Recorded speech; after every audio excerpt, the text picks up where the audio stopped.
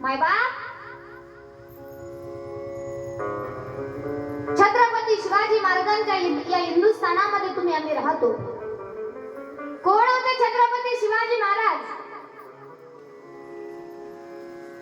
ज्यांनी या जगाशी युद्ध केलं ते छत्रपती शिवाजी महाराज आपल्याला माहिती आहे मायबाप.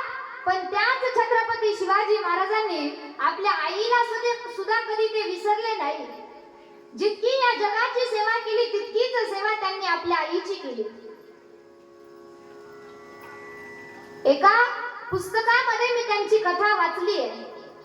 राजगडावरून ज्या वेळेस शिवाजी महाराज आपल्या आई सोबत माता जिजाऊंसोबत निघालेले आहेत, जात असताना राजे आपल्या आईला घेऊन निघालेले आहेत. जात असताना राजे एका ठिकाणी आपल्या आईजवळ थांबलेले आहेत. दुपारचा विसावा घेतला. एक खणबंदी वाडा राजांनी जिजाऊ मातांसाठी बांधलेला आहे. त्यावेळेस राजे आपल्या आईला म्हणतात, मासाहेब हा खणबंदी तटबंदी वाडा जो आहे हा तुमच्यासाठी आम्ही बांधलाय. जिजाऊ मासाहेब राजांना म्हणतात, अहो राजे माझ्यासाठी हा वाडा का बांधला?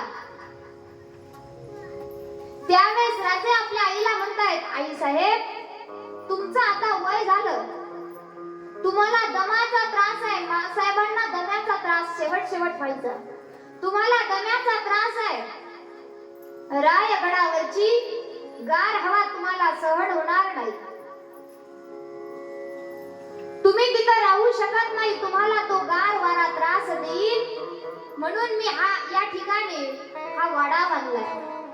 परंतु मासाहेब या वाड्यामध्ये तुम्ही या ठिकाणी उभा राहिल्या, समोर बघा तो रायगडाचा ती माची बघा. इंदोरकरांना मी सांगितलं की तो रायगडाचा जो ही बांधणी आहे ती माची जी आहे ती माची तो बुरुज तिरका करा, जेणेकरून मला रोज तुमच्या दर्शनासाठी येता येणार नाही मासाहेब, परंतु लांबून का होईना मला तुमचं दर्शन होईल. मी त्या माचीवरती उभा राहिलो, मी त्या बुरुजावरती उभा राहिलो की मला रोज तुमचं लांबून का होईना, तुम्ही या खिडकीत उभा राहिल्या की मला तुमचं लांबून दर्शन होईल. मायबाप छत्रपतींचे शब्द ऐका. राजे आपल्या आईला म्हणतायत, आई तुमचं दर्शन मी जर घेतलं नाही तर माझ्या गळ्याच्या खाली एक पाण्याचा घोट सुद्धा उतरत नाही. मला तुमची सेवा करायची आहे, पण या जगाची सेवा करत असताना मला तुमच्या सेवेला वेळ मिळत नाही. मासाहेब या किल्ल्याची बांधणी करत असताना तो बुरुज तिरका का केला मी सांगू तुम्हाला. सूर्योदय पूर्वेला उगतो, जग सूर्योदय पूर्वेला पाहिल, पण माझा सूर्योदय पश्चिमेला होईल, कारण पश्चिमेला माझ्या मासाहेब जिजाऊ उभा असते. यांना राजा आणि आई म्हटलं जातं. आज एवढे वर्ष झाले, 300-350 वर्ष होऊन गेले तरी आपण राजांना विसरलो नाही का? कारण त्यांनी आपल्या आयुष्याचं दान आपल्या मातेच्या चरणी वाहिलं, आयुष्याचं दान आपल्या पित्याच्या चरणी वाहिलं. मायबाप ते कधी आपल्या आईला आणि आपल्या पित्याला विसरले नाही, म्हणून असं म्हटलं जातं.